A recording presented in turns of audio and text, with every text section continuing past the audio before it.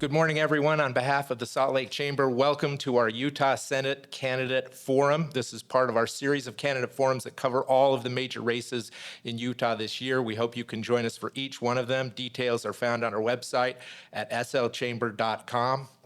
My name is Jonathan Hafen. I'm a member of the Chamber's board, and I'm an attorney at Parr, Brown, Gee, and Lovelace. I am joined by my co-host, Ginger Chin, who's the executive Vice President of Public Policy at the Chamber. We are streaming live today from the Chamber's offices. Thanks, Jonathan. So the forum today is going to focus on issues that are important to the business community, and we've crafted a collection of questions that are related to the business community. Each one of our candidates will have about 30 minutes to respond to our questions, and the number of questions each candidate responds to depends on how lengthy their answers are. And without further ado, let me introduce our first candidate. Please welcome Congressman John Curtis, the Republican candidate for Utah's Senate seat. Congressman, would you tell us a little bit about yourself? I think we all know you, but we'd love to hear a little bit more about you. And why are you running for Senate? Well, can I use all my 30 minutes on the first question? I'd love to talk about me. Well, I think a lot of people do know me. They know that I've been serving in Congress for the last 7 years in Utah's 3rd Congressional District. I love to brag a little bit. I was rated the 9th most effective lawmaker in Washington. My team was rated #1 for constituent outreach and accessibility. I think those are just really important features of my service. Before that, I served as provost mayor, and I love that. People ask me all the time if I miss it, and the answer is yes. It was a good experience for me. I think good for the city. We had a 94% approval rating, and when people say that, I know what you're thinking. What were the other 6 people mad at, right? But it was just a really fun time, and the city prospered. Before that, I was a small business owner with 2 partners. We designed and built and installed shooting ranges all over the world. And I think it was the very typical hardcore, hard work, wear the carpet out, struggle to make payroll, struggle to keep the lights on, but successful business. Eventually, we sold that, and that's when I ran for mayor. A lot of people don't know, before that, I actually worked for the O.C. Tanner Company. Loved that experience. It was great training. And they sent me to Southern California and Richmond, Virginia. Also worked over in Taiwan, served a mission there as well, and lived in Jerusalem, Israel, which I think is interesting, that the 2 hotspots in the world right now. I've lived in both of those. Grew up here in Salt Lake City, and my wife and I have 6 children, expecting our 18th grandchild, and life is good. That's awesome. Thank you so much. So we've got some questions that are important to Utah's business community. Those are the folks that are watching today. One of the biggest challenges facing Utah businesses is affordable housing for their employees. So let's start there. What role do you believe the federal government should play in helping Utah find more affordable housing? This hits home in the Curtis home as well. I have a son that just moved back from out of state, and I watched him struggle to get into a home. And he has a very, very good job, and still was difficult. My daughter and son-in-law, he just finished a residency. He's an anesthesiologist. They're currently living above my garage. We're trying to save up enough money for a home. And what kind of a world are we in, where a doctor is struggling to buy a home here in Utah and in Utah County? So to answer your question, and this is where I put on my former mayor's hat just a little bit, I think this is all hands on deck, every level of government. Mayors, city councils with zoning and planning is a very, very important part of this, county commissions, state legislature, and of course the federal government. So I would start with the federal government with this. One of the single biggest problems is simply inflation. It's tied into interest rates. That's making homes incredibly expensive.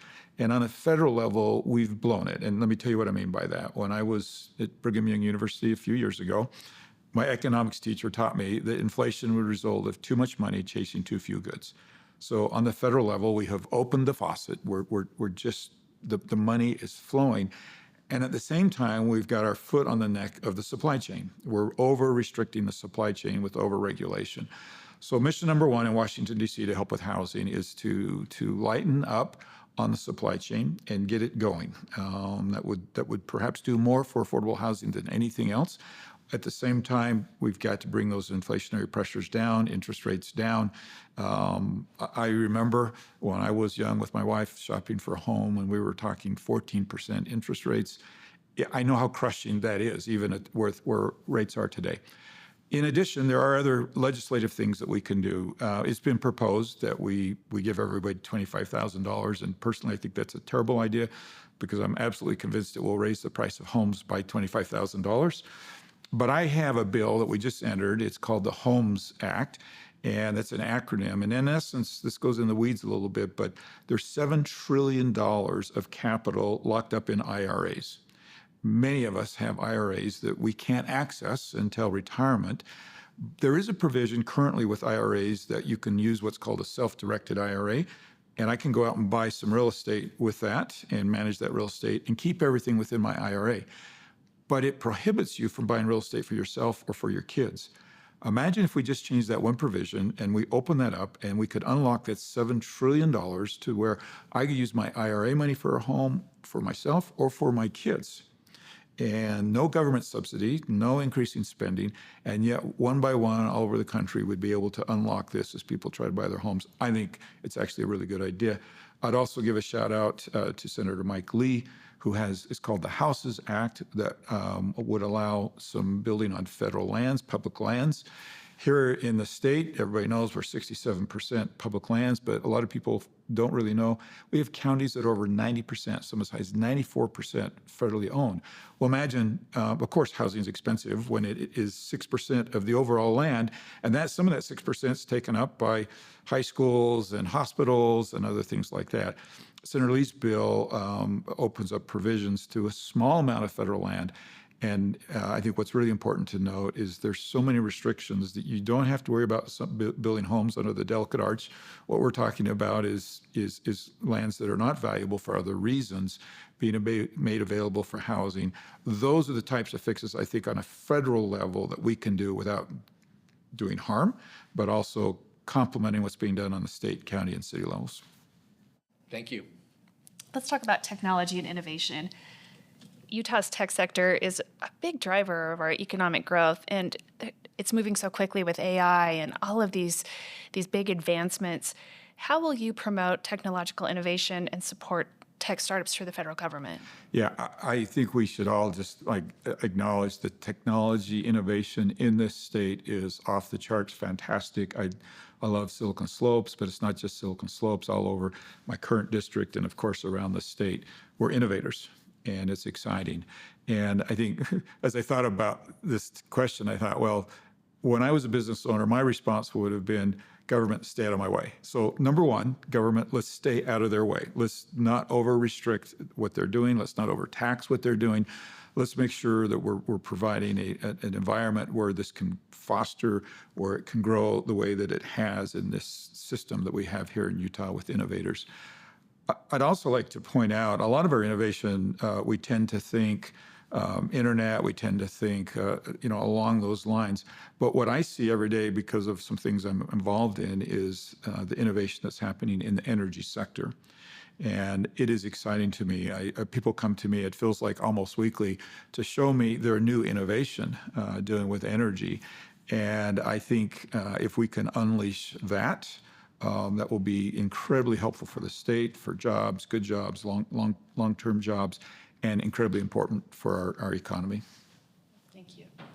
So next topic, people know you for your position on climate change. We want to talk to you about sustainable practices. Yeah. A number of Utah businesses are facing increasing pressure to adopt greener practices. What kind of incentives do you believe these businesses should be provided to do so? Yeah, and Jonathan, thanks for kind of giving me the shout out on climate. I've shocked everybody a few years ago when, as a Republican, I actually started to use the word climate. And I think it's been very exciting to watch people realize that this isn't just an issue of the left. This is an issue for everybody. And one of the ways I like to say it is you don't have to leave your conservative credentials behind to have a conversation here. And I'm absolutely convinced that a Republican/conservative perspective to energy policy reduces more emissions than what we're currently talking about. And so back to your question now of what was like, how do we encourage that? And I don't think you can have this conversation without talking about the IRA and acknowledging that the IRA had 0 Republican votes, and yet it had a lot of incentives in it for priorities that would be very important here in Utah. And I like to point out that there are a number of provisions in the IRA that Republicans support. I think the problem was it was $1.5 trillion of spending that was put together really in the middle of the night.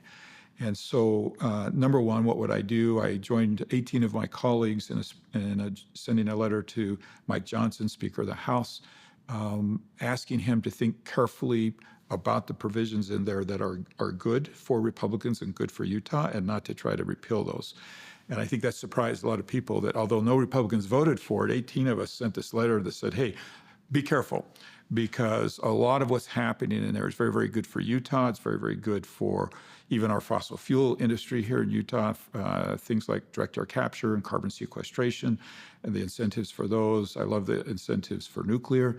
One of the things that we don't talk a lot about, but you're going to hear a lot more about, is geothermal.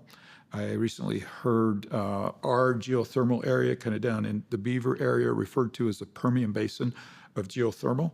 And if that's true, then Utah will be leading on geothermal, the potential for geothermal to be a major source of energy. And this is what's exciting. No carbon emissions, no large disturbance of the earth's surfaces, no mining for critical minerals. There's a lot to like about geothermal. It's cost effective, but there's some really important incentives that were missed for geothermal in the IRA. And so my hope is that if we go back into a new Congress, we'll look carefully at the IRA and say, look, this was money not well spent. Let's shift that around. And I'd like to see geothermal get a little more attention.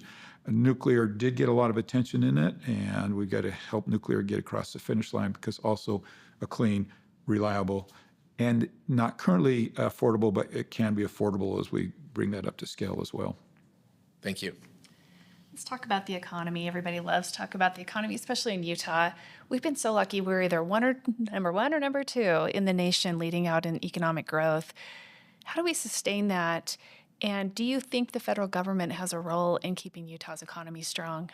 Absolutely. And right now we're not playing our role well. Primarily, I think, from the debt side. If you talk about one of the things among many that's great about the state of Utah is that we spend within our means. We do that as business people. We do that as families. We do it as a state.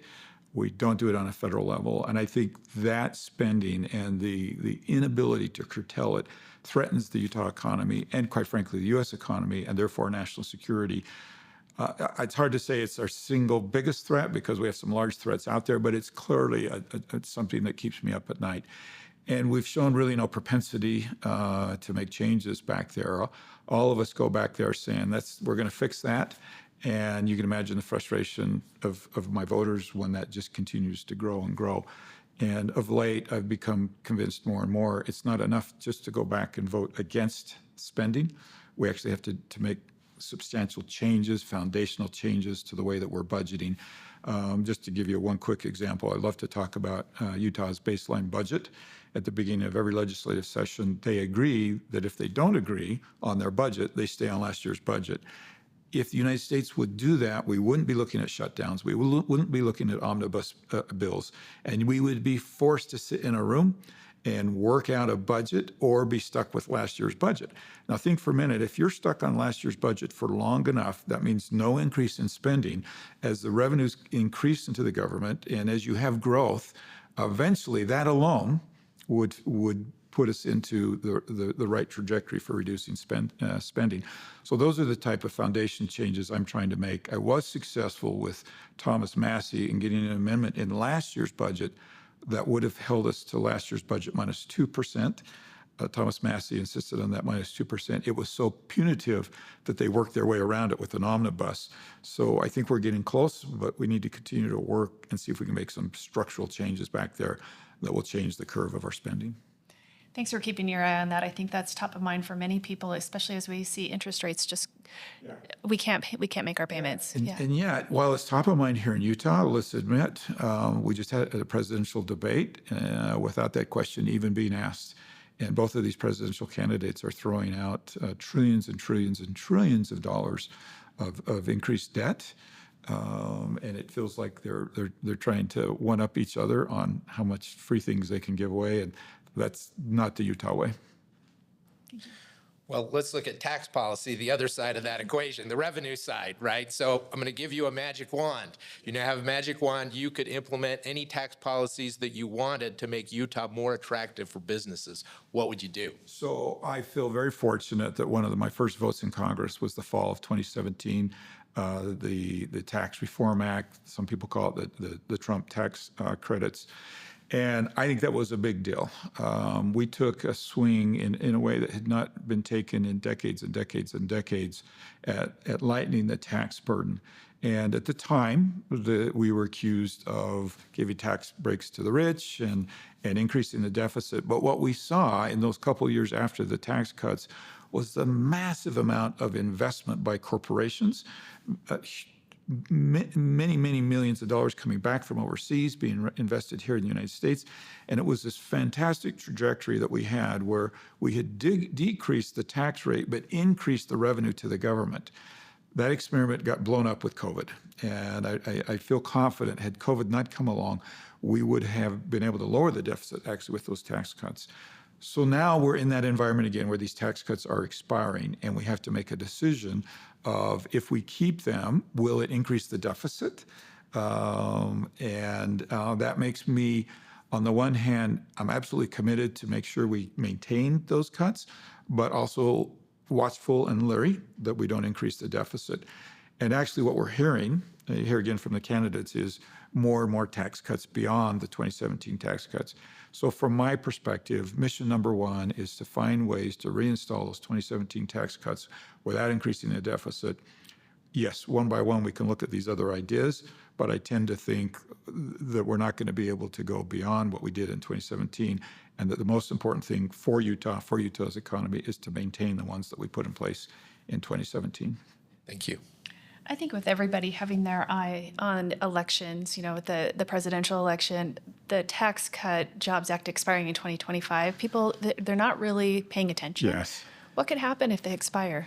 Well, I'll tell you, just individual tax rates, some of the smaller business, especially the pass-through, expires. It could be very detrimental for Utah businesses, for small businesses, and for individuals mostly. And that's why I think we just have to double down and find a way. The reason those were meant to expire in 2025 is the math was not good because of projected deficit increases. So they put a cap on it so they didn't have to go beyond 2025. Now, who knew how quickly 2025 would come? Now here we are. And we've got to find a way to keep those in place and offset any impact to the deficit. When we talk to our businesses, you say, what keeps you up at night? What's the biggest thing you worry about? Most of them it's their workforce, their people. And there's a big skills gap right now. There's a workforce gap. We can't get the employees. What can be done at the national level to address that challenge? There's a lot, but let me start with the biggest, and that's immigration. You don't have to go very far or look very deep to see that we have a very broken, not just border, but a immigration system. So even if the border wasn't an issue, just our immigration system is broken. And during my 7 years, I've made a number of attempts at bills to put fixes in there. Let me just give you one quick example. It's called the state-sponsored visa program that would actually give a block of visas to governors to manage. And if governors took those visas and at the end of the year could show the federal government that they had used them well, that the people they'd given the visas to, they could track and know where they were, they hadn't broken the law, governors get more visas. And governors get a lot of flexibility in how those are used. It could be for the ski resorts in the winter, for agriculture in the summer. You can trade off with other states. But if I'm honest, I'm having a hard time getting traction on anything like that because people are so frustrated with the border. And nobody's really willing to talk immigration reform until we get fixes at the border, which are not that hard. Remain in Mexico, I think, is one policy that I'd throw out there just quickly to say, look, 90% of this goes away without a single dollar spent if we simply enforced Remain in Mexico, as we had during the Trump era. If we can do that, I think we can have some really good conversations. If I could be king for a day, I would put a very robust workers visa program in. We have, I don't know, I'm going to say millions. That may be high, but I don't think so. Millions of people who are willing to come to this country legally, pay taxes, obey our laws, and then they want to go back home. And these are not just agriculture workers; these are high-tech workers as well. And through all segments of the Utah economy, it's the thing I hear the most when I go around. I cannot get workers, and it's high-tech, and it's ag, and it's hospitality, and it's recreation. It's really everywhere you go. And I think until we really solve immigration, we're going to continue to have this problem. So on that immigration, I'm going to digress just a little bit. How are you going to get bipartisan support on this immigration? And we hear reform. We hear all kinds of words thrown out there. You have a pretty simple solution. How do you get support for that? So, welcome to Congress, right? I think our founders intended it to be difficult, but I do think in this particular case, a couple of dynamics are working against us. Over time, it has become so polarized that I think if we're honest, both parties can be accused of not really trying to solve it. There have been times, while I've been in Congress, that the Republicans have had the House, the Senate, the majority. There have been times when the Democrats have had the House, the Senate, and the majority. And I just haven't seen those windows used to fix this. And that's incredibly frustrating to those who have gone to Congress to solve problems. There is a bill out there. It's called the Dignity Act. I co-sponsored it a couple of years ago. It's not perfect, and I would love to make changes to it. No bill is perfect when it comes out of the gate. But I think that's the type of effort, Maria Salazar from Florida put that bill forward. That's the type of effort that can attract bipartisan support. We just need people who are willing to be good actors. And then we need constituents to give them a little bit of leeway as they come out with bills that are less than perfect and go through that process to get perfected, or at least get closer to perfection before they go into law. So we've hit a lot of issues. What is the number one thing that you would love businesses to know in Utah? What do you think about the most in terms of business growth and prosperity? So for me, I go to energy. That's where I've spent a lot of time. And I know it's not the only thing out there, but if you talk about the future of Utah, the future of Utah's economy, all of those things, our role in the energy future can be fabulous and exciting. But it's all being held up by permitting reform. And one of the big issues, it's interesting, I brought up permitting reform recently at an event, and somebody made the comment like, most people don't realize that permitting reform is even a thing. So it's probably down a little bit into the weeds, but it's a thing. And it's a huge thing. It's keeping really not just energy projects at bay, but anything that turns a shovel of dirt. So broadband and some of these other projects that are very important for our growth. So that's one of my major emphasis in the House, and that I'll take with me if I'm successful in the Senate. And it happens to be very bipartisan because the Democrats can't get their projects permitted either. Solar farms and wind farms and a lot of renewables are having just as hard a time as pipelines are with permitting. And so I think that's the issue Utah businesses should follow if you talk about a long-term impact to the success of Utah businesses. A lot of it's tied into permitting reform. Great, thank you. So I think we've got time for one more question before we wrap up here. I want to ask you about childcare. It's really expensive right now. It's a challenge for working families. What do you think could be done, should be done at the federal level to give folks here in Utah more childcare options? Yeah, and just to validate your question, I have a women's council, and they've identified that as their number one issue. And also coming back to workforce, right? If you can't solve this, you're taking a major impact on the workforce availability as well. And so we're caught a little bit between a very important ideal and the cost of implementing that. And we've talked about deficit in this meeting, and we could solve this if we didn't care about money, but we do. And we also want it to be sustainable. If we put something in that's not sustainable, and actually a really good example of that is COVID. Some large dollars flowed during COVID, And now, as those are being withdrawn, there's this terrible ripple through the system that is hugely problematic. So it shows you why you don't want to just throw money at this. I do think this also is what I would call an all hands on deck scenario. State government, county government, federal government working together, and quite frankly, not just government, but business. And businesses, I think they already know, but helping businesses figure out how they can participate in this, not too unlike healthcare costs, and how they can create environments at work that make it possible for us to incentivize on the federal level without it being too expensive. And I think what we're looking for is the proper marriage between the government realizing this is a big deal, private sector realizing they play a major role in this, and quite frankly, not over-regulating this. Right now, there are efforts to over-regulate it, which simply means that we are demanding that so many people watch so many children and totally taking out of the loop the next door neighbor who's willing to watch somebody's kids, because now we're over-regulating that. And figuring out how to do that safely and correctly, but also not eliminating options for parents that might be more affordable. All of those things need to come together with some real thoughtful work in Washington, D.C. Thanks so much for your time today. It's been a pleasure. Good, yeah. And we'll take a break now as we invite in our next candidate.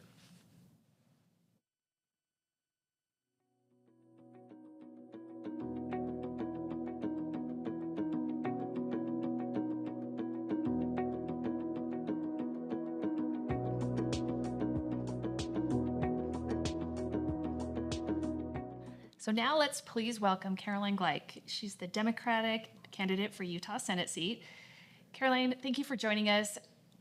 We'd love to hear a little bit about you. Can you tell our business community viewers about yourself and why you're running for U.S. Senate? Yeah, thank you so much for having us. Huge shout out to putting this together so that voters can make an informed decision this election cycle.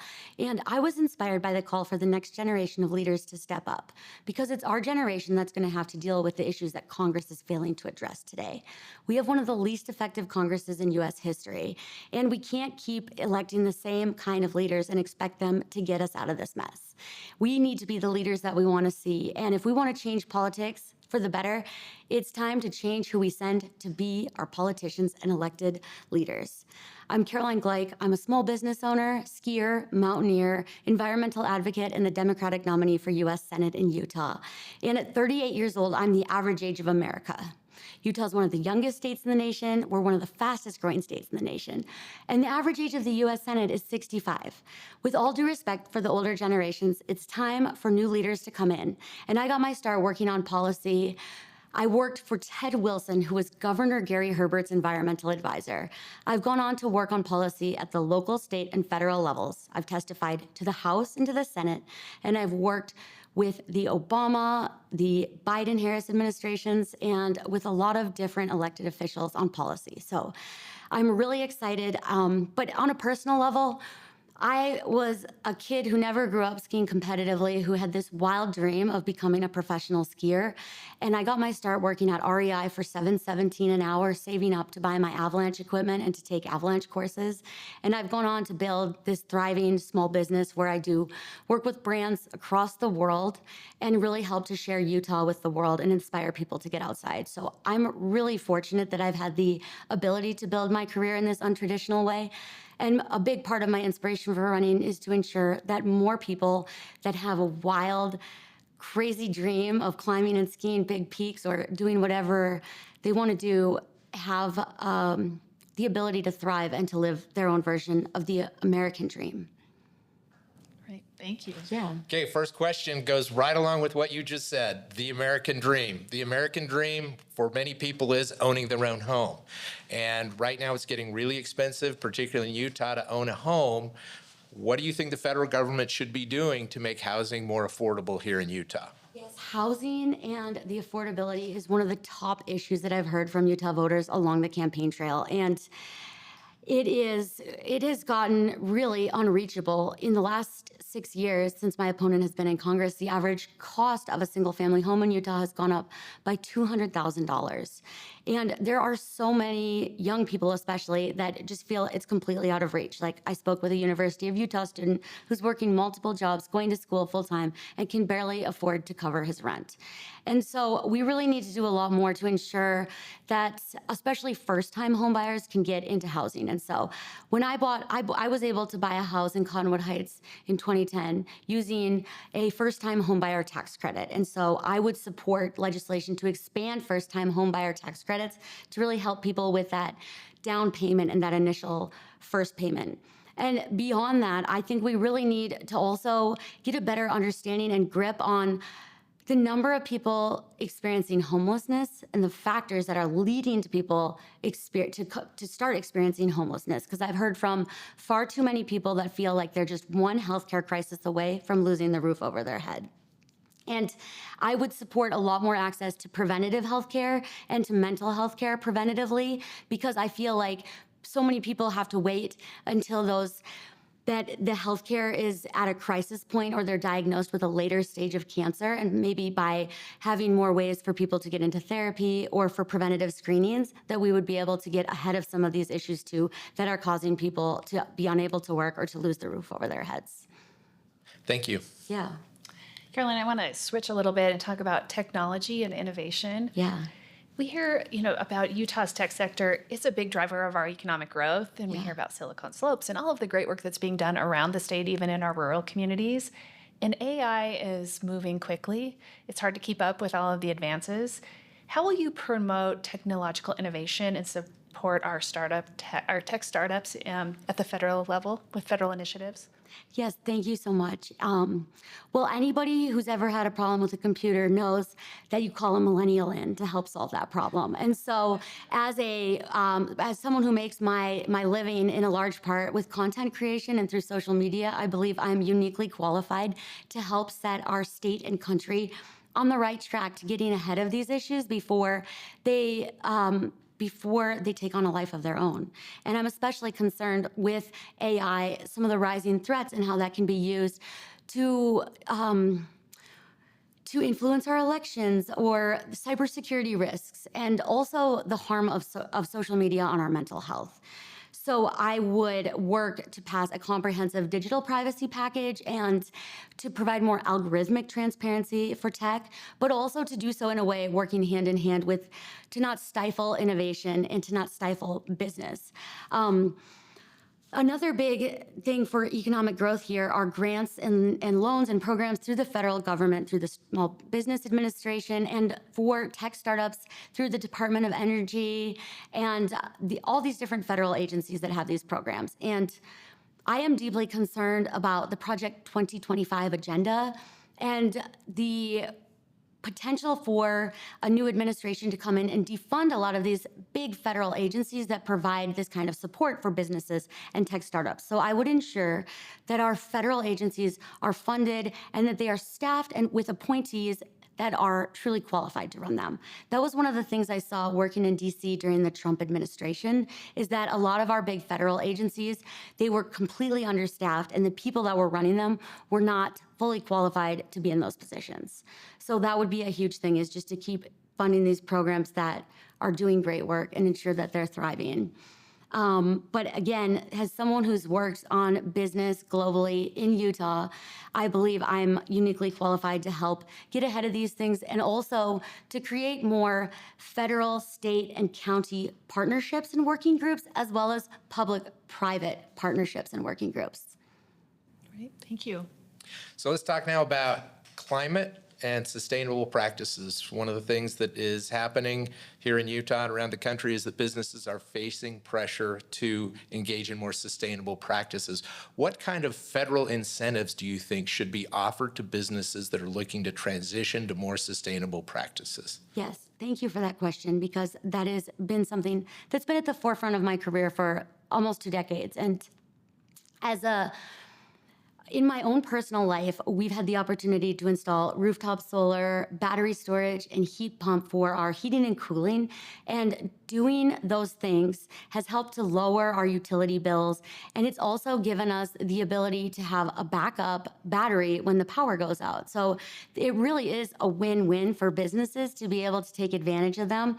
I think that by continuing to fund the Inflation Reduction Act and making sure we have a senator that's working with the state of Utah to get that grant money in the hands of Utah businesses, that would be a top priority, because I'm really supportive of the measures in the Inflation Reduction Act.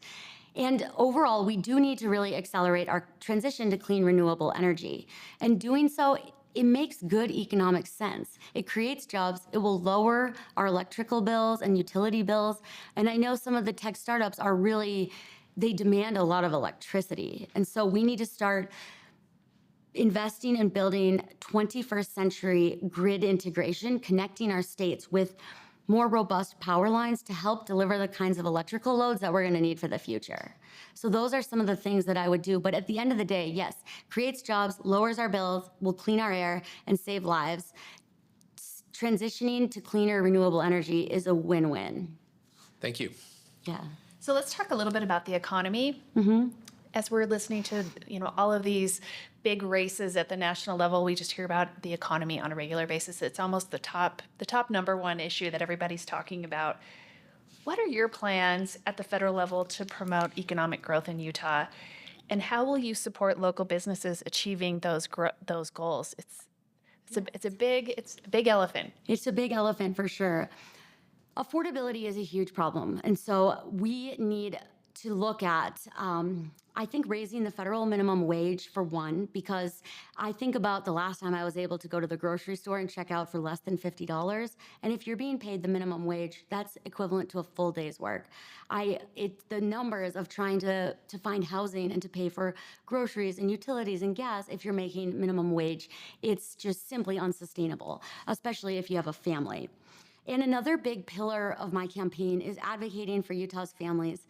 And I've heard firsthand from so many parents that are really struggling with the stress of having two working parents, which is really needed at this point in order to keep a roof over the head. And so I would support, and something I fought for in my own business is parental protection, because most of my contracts as an independent contractor and small business owner did not even have parental protections, meaning I could get fired if I decided to have a family and get pregnant.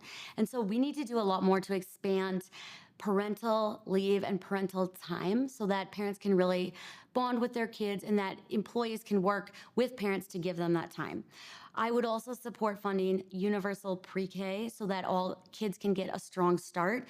And I've just heard from too many moms, especially, that maybe they have a love of science or working in the lab, but because of the economics, they've had to stay at home with their kids.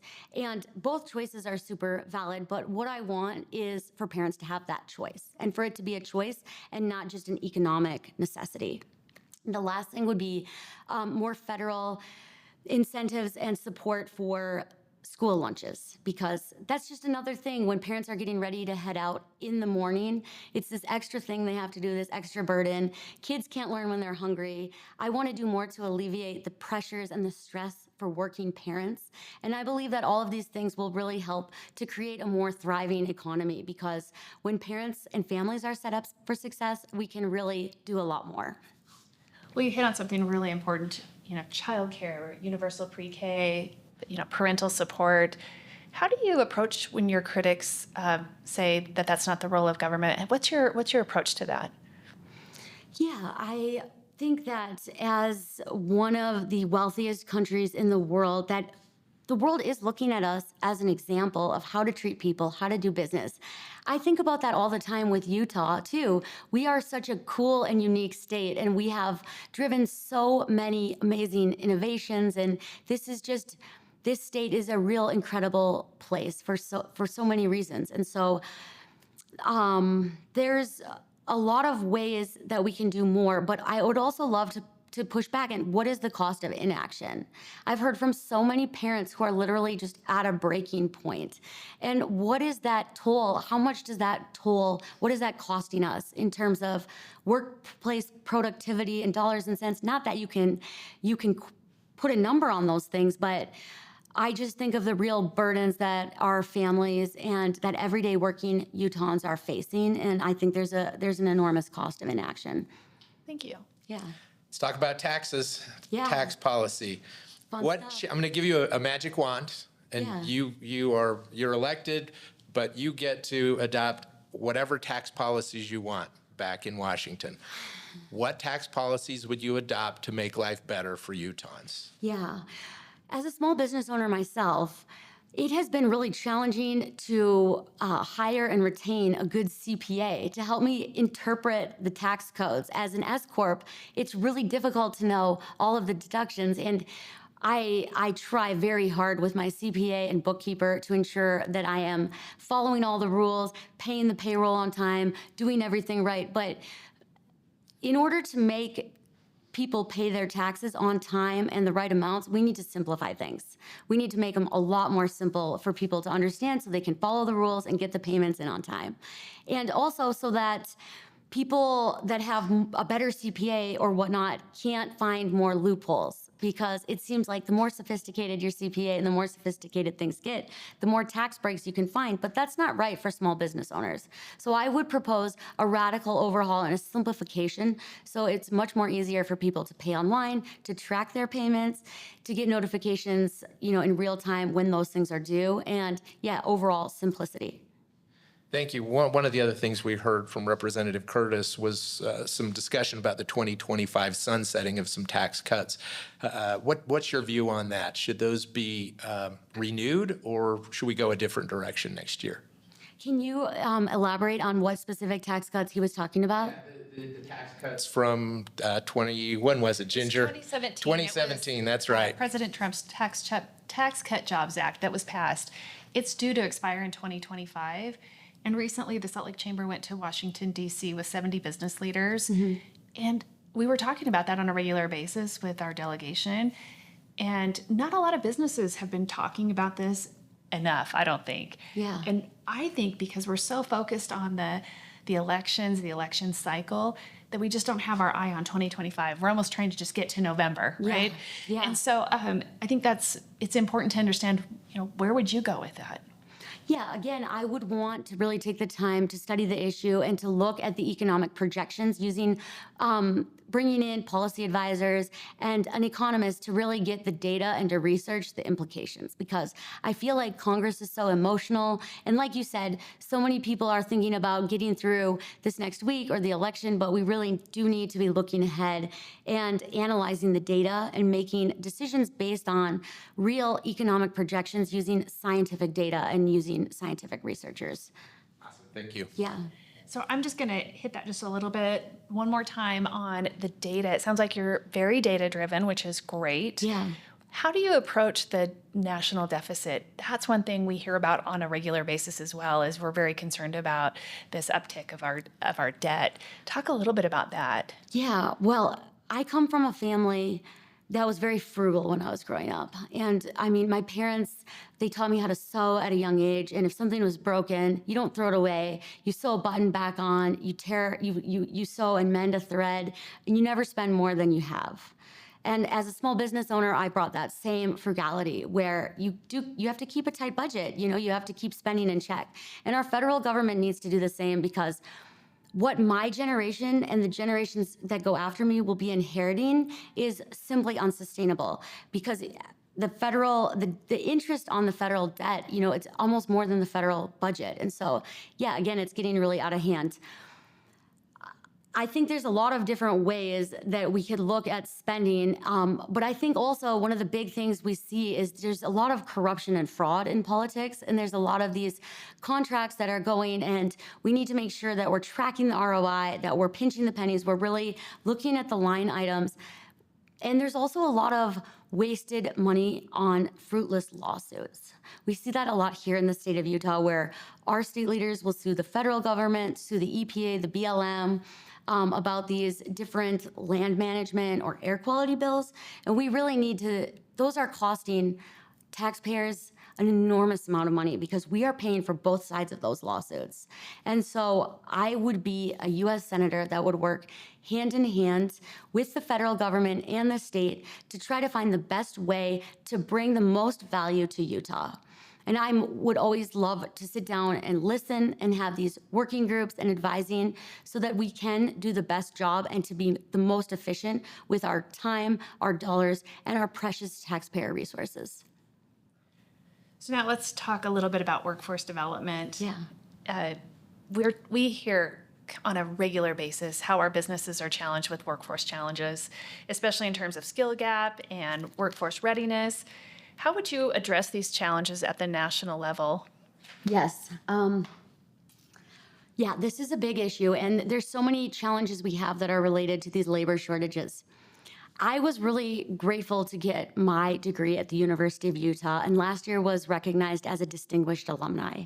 My time at the University of Utah helped set a track for me to become the small business owner and the leader that I am today. And I want to ensure that more Utahns and Americans that want higher education have that opportunity, whether that is trade school, apprenticeships, or universities, higher education, associate's degree, whatever it is that they want to seek, we need to do more. So I think one of the big things we see now is just the student debt. So to work with banks to reform some of these predatory banking practices that leave students with this enormous amount of debt. We need to bring down the cost of higher education. And I would also support expanding the UEA kind of funding program that we have here at the state level, because being able to use pre-tax dollars to save for higher education throughout a child's life, it really helps with the affordability of higher education when a child turns 18 and is looking at different options. So those are the first things. And then I think the other big thing, the elephant in the room with this, is immigration. Because I've heard from so many of our business leaders, especially in the ski industry, in our snow sports industry, in our outdoor recreation industry, they really depend on a lot of people that come in and work for the winters to be able to ensure that our ski resorts and tourism communities are thriving. And then in the tech community, I've heard we really need reform for the HB1 visas and for our worker visas. So for people that come here and go to get their PhD, we need to ensure that they can stay here and work if they want to. And so it is long past time to pass this bipartisan immigration bill and to bring smart, meaningful immigration reform, because as they say in Hamilton, immigrants get the job done. And what really worries me is just this rhetoric we've seen that dehumanizes and denigrates our immigrant community. And these are really hardworking, tax-paying members of our community. And I'd really love to see someone new in there with a fresh perspective that's not weaponizing these issues for political gain or partisanship and is just focused on getting the job done. Great, thank you.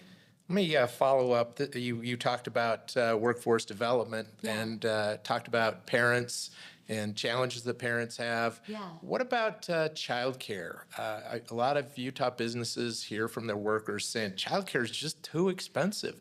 What do you think should be done at the federal level to make childcare more affordable in Utah? Yeah. Again, I would support funding universal pre-K. So the government is putting a big investment into making sure we have more childcare, more quality childcare facilities, and also to pay nannies and childcare and caregivers in general more money, whether it's childcare or elder care or care for our members of our community or families that have disabilities. It's a huge burden and it's very expensive, and our caregiver community is just not really recognized. If you take the unpaid, if you think about what a stay-at-home parent does and you were to outsource all of that per year, that's going to cost a family hundreds of thousands of dollars. So it's long past time to really recognize and celebrate the contributions of our caregivers and to give them more support and more funding, whether they want to do that themselves or they want to hire it out. And In my own work, in business, I've had the opportunity to work with Patagonia as a brand for a long time, and they have a childcare facility on site. And it's so cool to see the kids running around in the playground, and the parents can go over, say hi to kids at lunch, have lunch together. I think it's a win-win for parents and for children, and I'd love to see more workplaces adopt that kind of model. Thank you. Yeah.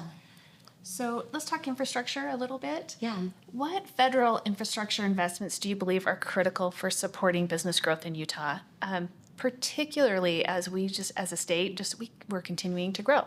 Well, Yeah. and we have the Olympics on our horizon. Absolutely. I was a big supporter of the Bipartisan Infrastructure Act and helped worked with the Biden-Harris administration on passing that. And so I, again, would want to ensure that I'm a conduit from the state of Utah to the federal government to bring that funding home instead of constantly fighting the federal government and claiming everything is federal overreach. I think when we work hand in hand on these federal, state, and also public-private partnerships, we can do the best job. So that's one way. I'd love to see more investments in systemic public transportation here in the state, because right now, in many parts of our state, you really are dependent on a car.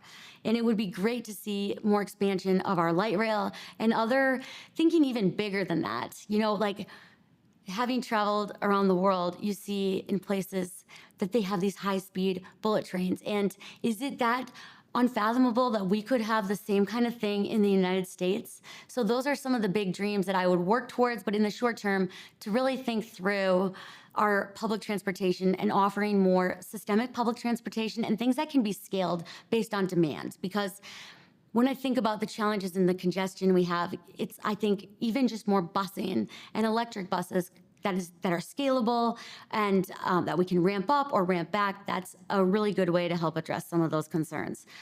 Along the lines of infrastructure, we also need to do a lot more with our water infrastructure to increase efficiency, because with the increased demands, especially from AI and these big server warehouses that take so much water to keep things cool, we need to be really strategic and mindful how we use every drop. So we really need to accelerate our transition also to water conservation and do more drip. And that's going to be a huge challenge for the state going forward.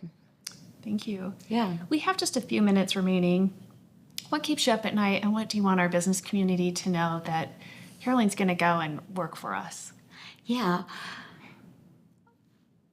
I mean, one of the big things that keeps me up, there's a couple things, especially on this campaign, but even before, I've always been someone that's very curious and that wants to solve problems. Like when I see a problem, I want to stop and fix it. When there's a tear in my sweater or my sock, I'm going to darn it up and fix it and get it back in play. And I feel the same way about the issues that Utah and America that we're facing today. And so the Great Salt Lake is a huge issue, because there's going to be no business if we lose our lake and we turn into a toxic dust bowl. It's going to have a huge impact. So taking real meaningful action on the climate crisis and accelerating our transition to clean renewable energy, water conservation, those things that I had mentioned before. Our treatment of our public lands is a huge issue. I've heard from Utahns too. And I know that our access to the outdoors is a huge reason that people come to this state and love working here. And I want to ensure that more people around the state have access. And in the U.S. Senate, I would work on the Budget and Appropriations Committee to ensure our federally protected public lands get the kind of funding that they need so that more Utahns can access them and also use them to find that sort of healing. And I don't know about you, but when I'm really stuck on a task in my work, sometimes the best way to get past it is to go for a walk or for a hike. And those times I can get out to go skiing or to go hiking, camping, all those things, they really help me find a way forward on the things I feel stuck on. So that's another thing that I would do. And I was really concerned when the outdoor retailer trade show left our state because of how hostile our leaders were to Bears Ears and Grand Staircase. And our federally protected public lands are our national treasures. We need to ensure that they are able to be enjoyed for generations to come. So that's another thing. And then the last one is something that I actually agree with a lot with my opponent, is China and the growing threat from not just the Chinese Communist Party, but dictatorships and authoritarian regimes around the world world. It really worries me to see how some of our leaders are cozying up to Putin or distorting the consensus on whether we should support Ukraine. The world is watching to see what we do. But when it comes to specifically business in China, I worry about the influx of cheap Chinese goods that are made with forced labor, with substandard environmental regulations, and that are using American intellectual property. So that's something that deeply worries me. And I think in order to protect that, we need to work to eradicate forced labor in all of our supply chains. And we need to really look at, we do need to bring down the cost of things in the US so that our businesses can compete with that. But it really worries me to think about children's toys, for example, that may be imported, that may use lead paint or other things like that, and how that could affect children. The fast fashion also is deeply worrisome because of the potential of PFAS or other microplastics. And so we need to ensure that we are bringing in goods that have environmental standards and working to eradicate forced labor in all of our supply chains. It's a lot to think about. Yeah, it is. Like, wow. No, it's good. No, and our time is up, but Yeah. thank you so much for being with us today. It's been a pleasure to get to know you better, and we have loved hearing your dream and your vision for the future of the country. Likewise, thank you so much for having me. That concludes our Utah Senate Candidate Forum. Thank you, everyone, for being with us.